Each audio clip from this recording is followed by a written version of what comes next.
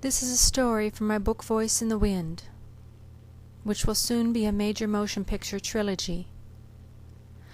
I was alone in Montana staying at my parents' home, which is a 3-story cedar A-frame home on a lake.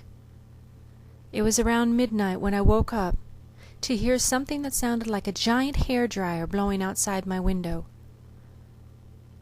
As I looked out the window, I was shocked and horrified with what I saw. I saw lightning coming down every other second, illuminating the skyline of the trees.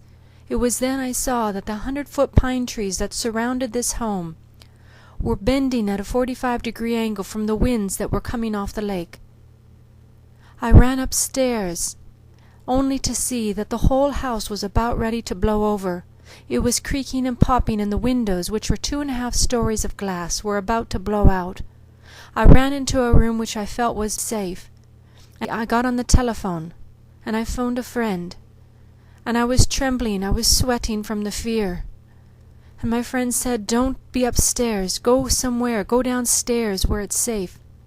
Go into the cellar. Go somewhere where you know you'll be safe. And pray." And it was at that moment, too, I remember how many people have been hit by lightning through the phone, so I immediately got off the phone as lightning was crackling through the line. I ran back downstairs, and I ran underneath my bed, and I prayed. And as I prayed, a peace came over me, and I quickly fell asleep.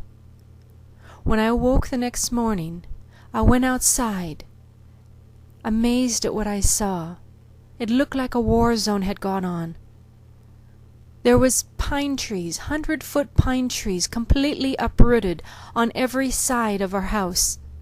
All up and down our driveway it was blocked by huge pine trees that had been blown over. The tops of many of the trees had been snapped off as if they were toothpicks. Our boat was on the lawn. Our dock was gone, torn up into little tinker toys. I looked at where the car was parked.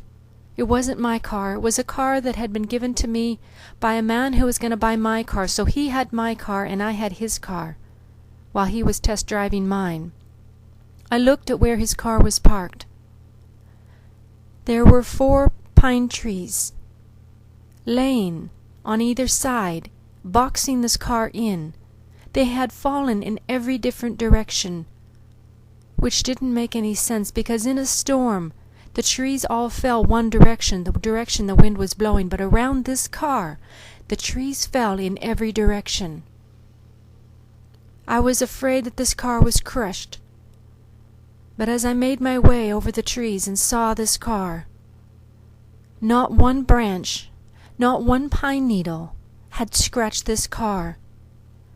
There were branches within an inch of the car, but not one of them touched the car. After many people came with their chainsaws and cut our way out so that we could have access to the road again, I drove down to return this man's car. And as I drove down, I realized the magnitude of the storm. For miles and miles, the tops of the trees, pine trees, 100-foot pine trees, were gone, just snapped off like toothpicks. And when I drove up to see my car, the same thing had happened to my car. It was boxed in by trees on every side, and yet not one branch had scratched my car. The man knew it was a miracle. We both sat there in awe of how incredible our God is, powerful enough to snap a pine tree in half. And yet, he was so precise, showing that he can accurately control every pine needle, every branch of where they fall and what they will hit. And not one scratch was on either of our cars, even though just 10 feet away, just 5 feet away, there were pine trees, massive pine trees that had been uprooted laying next to them. I know that with the storm that is about to hit America, I know that God will protect His children. I know that if you have favor in the eyes of the Lord, He will protect you. Nothing will harm you. Nothing will scratch you. There may be a 100-foot tree laying next to you, but it won't touch you. You'll be able to sleep peacefully in the storm, knowing that you're in God's hands. Another miracle story that came out of that storm was one of the treetops that had been snapped in half went flying through the air, and it came in through the house. came in through the roof. It went through a child's bedroom, all the way through, and lodged itself into the kitchen. That child slept through it all. Not one pine needle, not one branch harmed that child. God is going to look out for us. We need not fear. He is in control of this storm that is about to hit. We need to put our faith in Him and put it into Him completely. He will watch where every little thing falls, and nothing will harm us. If we will trust in God, we will see His glory, His power, and His love in everything.